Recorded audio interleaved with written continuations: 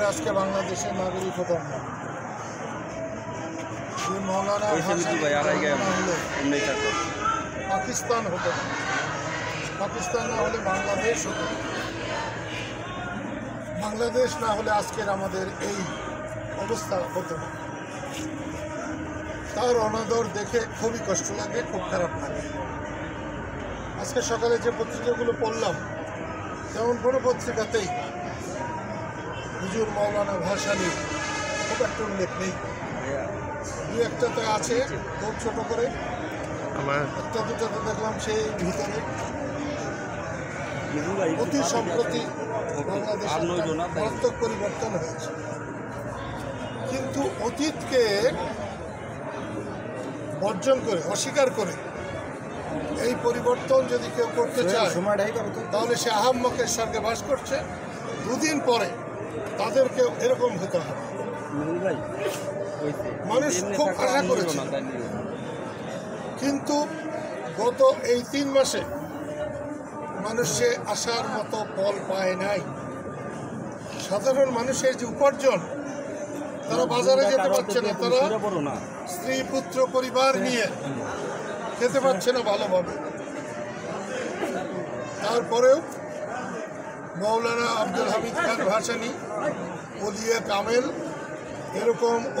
এরকম জনগণের বন্ধু এই উপমহাদেশে খুব কম আছে। আমি আল্লাহর কাছে প্রার্থনা করি, আল্লাহ যেন তাকে ব্যস্তবাসী করেন এবং তার উসিলা বাংলাদেশের মানুষকে শান্তিতে রাখে। যারা সরকার চালাচ্ছেন, আমি তাদেরকে অনুরোধ করব, তারা যেন দেশের মানুষের কথা বিবেচনা করেন। ক্ষমতা কারো জন্য চিরস্থায়ী নয়, যারা ছিলেন তাদের জন্য যেমন নয়, আজকে যারা এসেছেন তাদের জন্য চিরস্থায়ী নয়। সেই জন্যে দেশের মানুষের কথা চিন্তা করুন, মানুষকে সম্মান করুন, অতীতকে সম্মান করুন। যাদের এই দেশের জন্য অবদান আছে তাদেরকে যথাযোগ্য সম্মান দিয়ে রাষ্ট্র চালাবার চেষ্টা করুন। এবং এই সময় আমি বলবো, আমি রাজনীতির সময় রাজনীতি করেছি, আমি এবাদতের সময় এবাদত করেছি, আমি যখন নামাজ পড়ি তখন নামাজই পড়ি। তারপরেও বলছে, এই অলি কামেলের বাজারে দাঁড়িয়ে বলছে, এই দেশের মানুষ চায় গণতন্ত্র, চায় ভোটাধিকার। শেখ হাসিনার এই রকম ন্যাক্কারজনক পতনের প্রধান কারণ, তিনি মানুষের ভোটাধিকারকে সম্মান করেন নাই। পরপর বেশ কয়েকবার মানুষকে সঠিকভাবে ভোট দিতে দেন নাই, যার ফল এটা হয়েছে।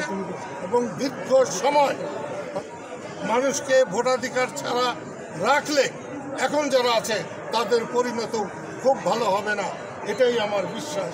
আপনাদের আজকের এই শুভ দিনে হুজুর মৌলানা ভাসানীর 48তম মৃত্যুবার্ষিকীতে আমি আপনাদের সবাইকে আমার পক্ষ থেকে, টাঙ্গাইলবাসীর পক্ষ থেকে সারা দেশবাসীকে অভিনন্দন জানাই এবং তার জন্য দোয়া করবার আহ্বান জানাচ্ছি। খোদা হাফেজ।